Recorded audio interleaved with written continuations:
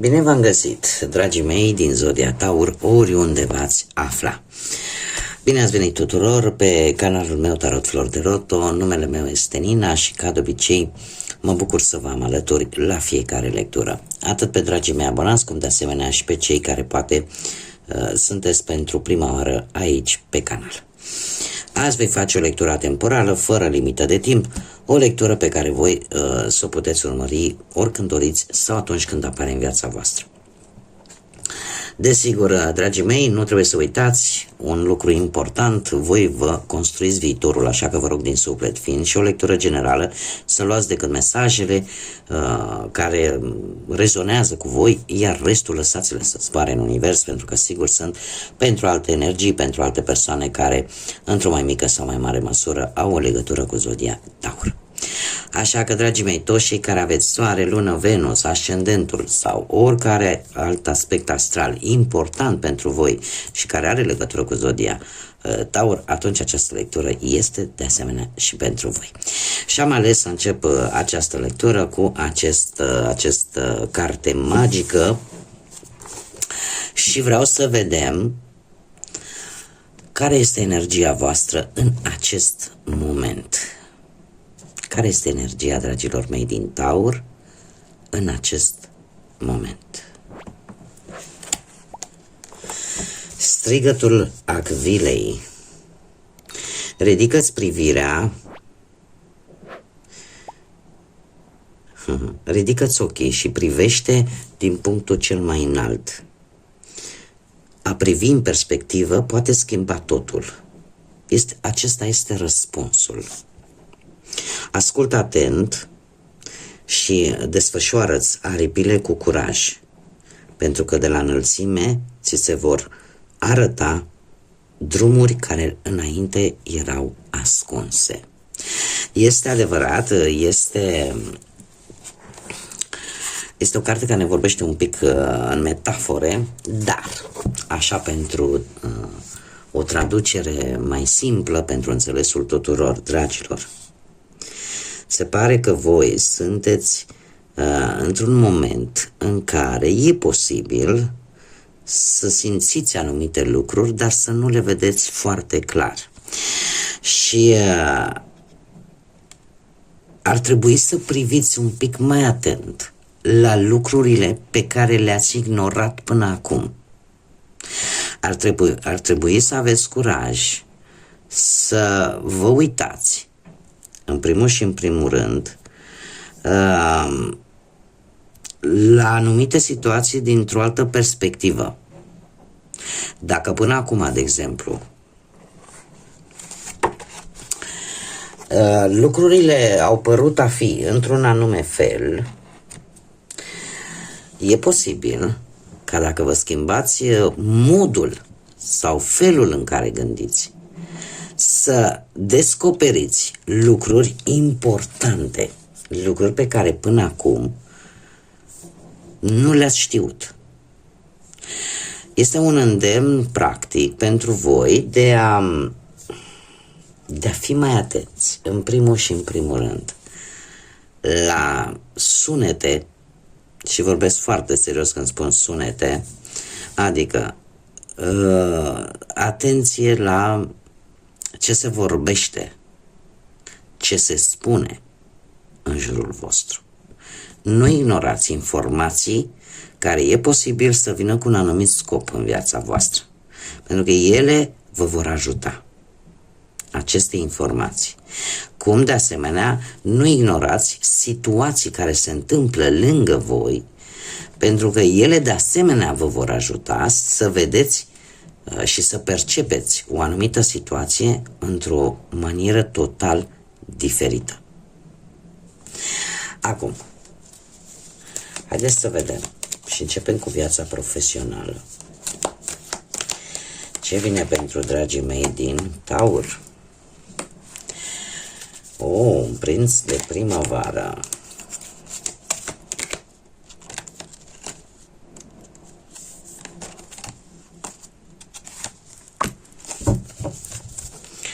Dragii mei dragi,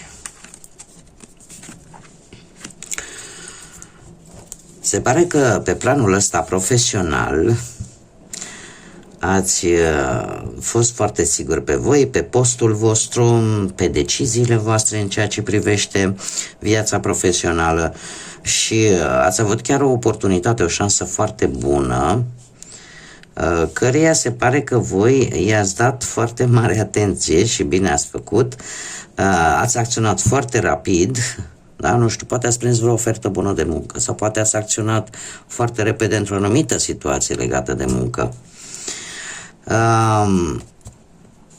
Dar în același timp aș spune că v-ați folosit un pic și de acea ghidare interioară, v-ați ascultat cumva instinctul, intuiția și lucrul ăsta v-a adus o reușită. Nu știu dacă zodiile de foc au vreo legătură cu viața voastră profesională, eu îmi fac datoria să vă spun, și avem berbec, leu, săgetător. Zecele de toamnă îmi spune că aveți o mai mare siguranță și sunteți mai siguri, nu știu dacă pe voi sau cu ajutorul altor persoane, perechii voastre, familiei voastre. De ce? Pentru că de moment se pare că există o stabilitate. Există o stabilitate din punctul ăsta de vedere profesional și unii dintre voi, eu aș zice că poate moșteniți o anumită afacere, da? De care s-a ocupat poate propria voastră familie sau care o are de ceva durată, unii dintre voi. Viitorul vine cu 8 de cupe care îmi vorbește despre momente în care veți avansa, în care veți lăsa ceva în trecut, care are legătură cu viața profesională, sau pur și simplu unii dintre voi veți considera poate că locul de muncă sau oferta respectivă nu prezintă acea siguranță sau acel interes pe care voi l-ați vrea și e posibil să lăsați în urmă. Unii dintre voi chiar e posibil să vă gândiți, domne, parcă ceva mă face nefericit, mie nu-mi place locul cu tare de muncă sau nu mă simt motivat de un anumit loc de muncă și îl veți lăsa în urmă. Este o decizie pe care o veți lua voi și eu aș spune că cumva simțiți nevoia de a lua controlul propriei voastre vieți din punct de vedere profesional. Și poate vreți să vă gândiți, nu știu, să deschideți ceva pe cont propriu și asta poate să fie. Haideți să vedem cu banii. Cu bănuții. Cu bănuții, dragii mei.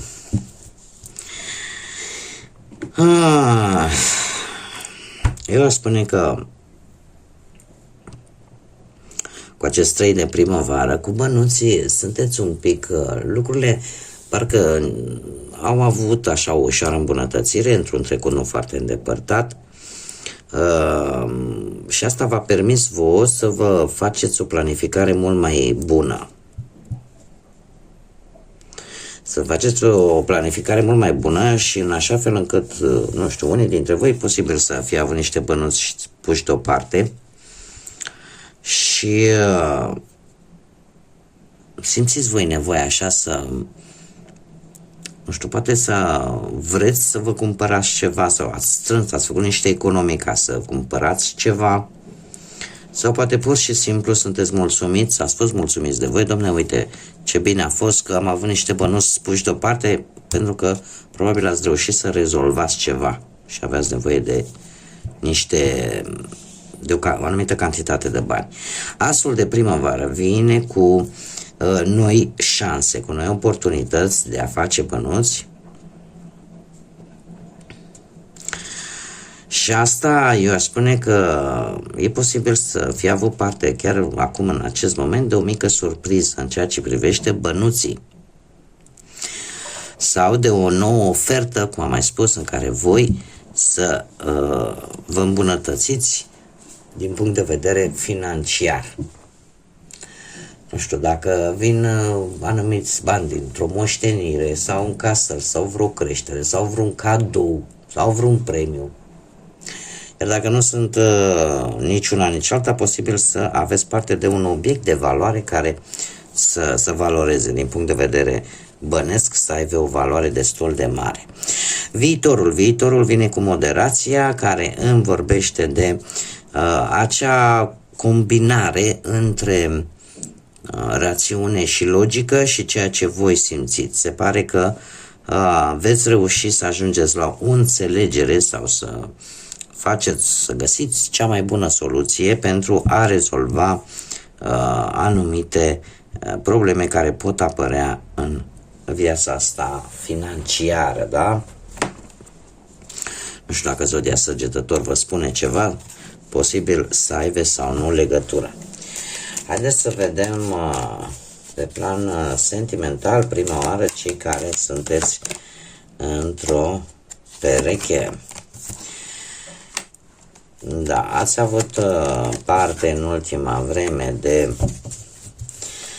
anumite clarificări în ceea ce privește viața voastră amoroasă, dragilor. Ați făcut acele schimbări poate necesare și în felul ăsta lucrurile, ca să zic așa, au mers cumva mai bine.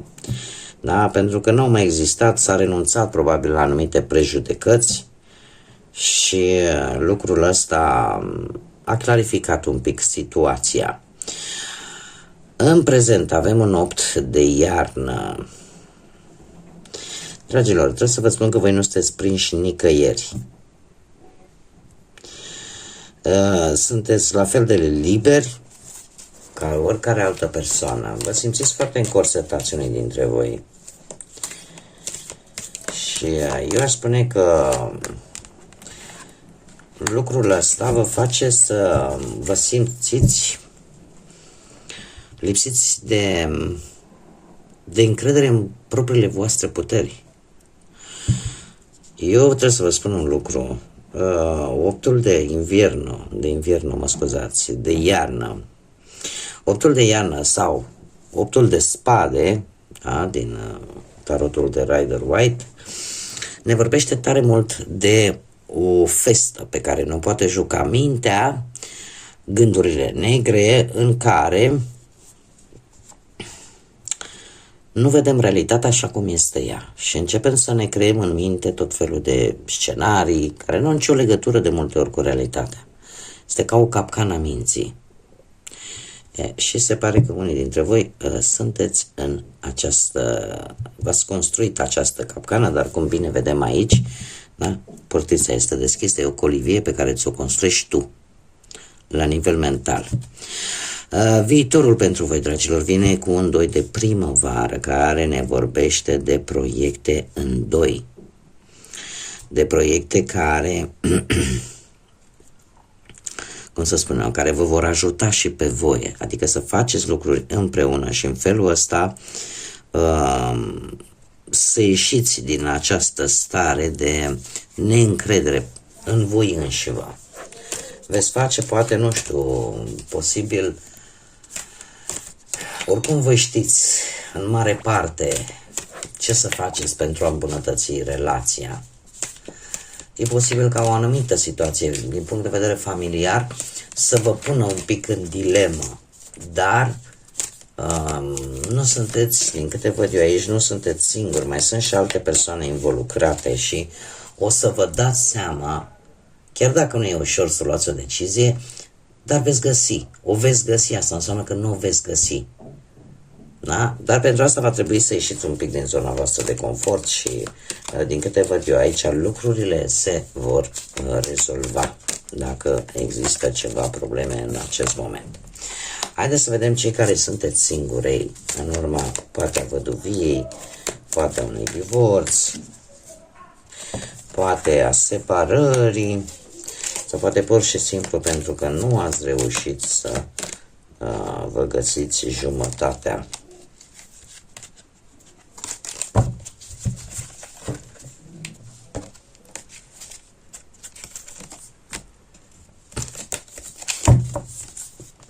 Bun. Cei singurei, dragilor, tocmai unii dintre voi ați traversat o perioadă destul de dură, au apărut schimbări foarte importante în care voi a trebuit să acționați în consecință. Probabil că au început să fie trasate noi direcții și voi a trebuit să vă dați seama care e cea mai bună pentru voi, care e cea mai corectă pentru voi, ceva foarte neașteptat, o întâmplare. Poate să fie de orice nivel, ceva foarte neprevăzut, la care nu v-ați gândit, care v-a luat pe nepusă masă, a apărut în viața voastră și v-a cam dat un pic peste cap. Dar în prezent avem steaua care mie îmi spune că ești pe punctul chiar în acest moment să faci un mare pas. Să vă spun un lucru, aici avem experiența vieții, așa se numește în acest tarot, experiența vieții. În tarotul de Rider-Waite este turnul care de obicei atunci când apare în viața noastră vine ca să ne învețe o lecție. Este, să zicem așa, modalitatea dură cu care vine universul, divinitatea, în a ne pune pe drumul bun, în a ne corecta atunci când noi nu reușim sub nicio formă să ne îndreptăm sau nu reușim să luăm o anumită decizie care aparent ne doare, dar trebuie să o luăm pentru că pe termen lung este benefic pentru noi și cumva, de asta spun aici, ceva s-a întâmplat care te-a dat un pic peste cap. Cert este că în prezent totuși optimismul încet înlocuiește preocuparea și teama, așa că sunteți pe punctul în acest moment să dați un mare salt către înainte, către lucruri noi.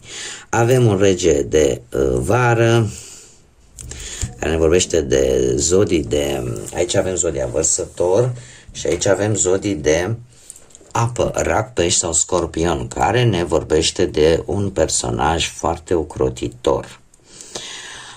E posibil ca unii dintre voi, dragilor, în viitorul apropiat, nu va dura foarte tare, să cunoașteți pe cineva mai în vârstă decât voi, posibil cineva în care voi puteți sau vă inspiră încredere. Da? Încă din primul moment. E posibil să fie o persoană care să vorbească din inimă, să vorbească foarte deschis și, în general, să fie o persoană care să-ți dea sfaturi înțelepte și să aibă așa, să fie foarte înțelegător, foarte compasiv și foarte blând. Da? Și cineva care știe exact cum să-și controleze sentimentele. Haideți să vedem acum gânduri care nu se spun. Și aici mare atenție, dragii mei, pentru că puteți fi voi sau poate să fie o anumită persoană din anturajul vostru care pentru voi are o anumită însemnătate. Haideți să vedem ce gânduri nu se rostesc pentru dragii mei din Taur. Gânduri care nu se rostesc. Ia să vedem ce gânduri. Mă gândesc la tine în fiecare noapte atunci când lumea adorme, de fapt și mintea mea rămâne trează. Sunt gânduri care nu se spun. Mă puteți fi voi sau poate să fie o altă persoană de interes pentru voi. Deci mă gândesc la tine noaptea atunci când lumea doarme, dar mintea mea rămâne trează. Încă un mesaj general de data aceasta și avem balanță. Armonia cu natura este cheia.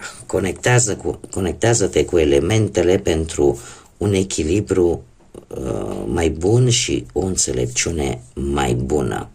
Este un îndemn de a încerca să ieșiți un pic în natură, să profitați, mai ales cei care aveți poate șansa să stați într-adevăr lângă locuri în care natura e în toată splendoarea sa, pentru că lucrul ăsta, sau chiar dacă nu puteți, nu știu, locuiți într-un oraș și se întâmplă, nu, să nu vă puteți conecta foarte tare în mod direct cu natura, nu știu, ascultați poate luați de pe YouTube anumite sunete din natură, da? De păsări, de apă, de ploaie, de nu știu. Dau exemple. Da? Dar încercați să o faceți pentru că se pare că lucrul ăsta o să vă ajute să vă echilibrați din punct de vedere energetic. Și încă un mesaj. Ia să vedem. Aducătorul de lumină. Ai devenit aducătorul de lumină care va ilumina propria cărare și a altora și propriile cărări ale altora. Asta îmi spune că unii dintre voi ați învățat o lecție foarte importantă, care la un moment dat le va fi, în afară că vă e vouă de folos, dar le va fi de folos și altor persoane. Da? Adică, iar mai am o variantă în care voi vă veți da seama de ceva important vis-a-vis de o anumită situație și asta, în momentul în care îți dai seama, în momentul în care descoperi, deja vezi cu mai multă claritate o anumită situație, iar paradoxal, odată cu tine și ceilalți din jurul tău vor vedea respectiva situație cu alți ochi. Bun, dragii mei, aceasta a fost lectura pentru voi. Eu vă mulțumesc din suflet pentru atenție. Vă aștept ca de fiecare dată aici să fim împreună pe canal. Nu uitați de abonări pentru cei care încă nu s-au abonat. Îi aștept cu mare drag și cu mare interes aici. Nu uitați de like-uri, nu uitați de distribuiri și desigur cu mare interes aștept și comentariile voastre. Până data viitoare când ne vom reîntâlni, numai bine vă doresc să aveți parte de multă energie pozitivă și de multă lumină atât în suflet cât și în gânduri. Până data viitoare când ne vom reîntâlni, desigur să fiți iubiți, dragilor.